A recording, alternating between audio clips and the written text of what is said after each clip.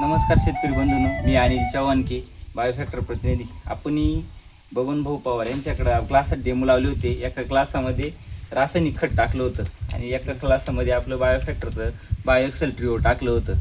तर त्याचे रिझल्ट कसे आले ते त्यांच्याकडून ऐकून घ्या. काय वाटतं तुम्हाला याच्यामध्ये? बायोफॅक्टरचे रिझल्ट जास्त आहे आणि रासायनिक खताची कमी आहे. आणि तुम्ही दरवेळेस कोणतं खत वापर करताय? रासायनिकच वापर करतो.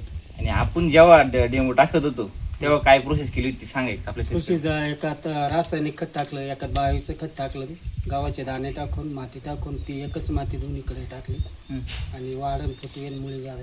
मुळ्यांची संख्या कशी वाटते सगळ्यात मुळ्यांचे जास्त? सगळ्यात जास्त बायोचं खत टाकलेलं त्याच्यात मुळे झालं आहे. हां. आणि याच्या रासायनिक मध्ये काय रासायनिक मुळी कमी आणि वाढ कमी. बरोबर. आपल्या शेतकरी बंधूंना काय सांगशाल तुम्ही?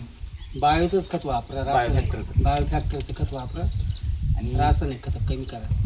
आपल्या घरच्या पिकात टाकशाल की नाही मग? टाकणार 100% ना? नक्की नक्की. धन्यवाद. सर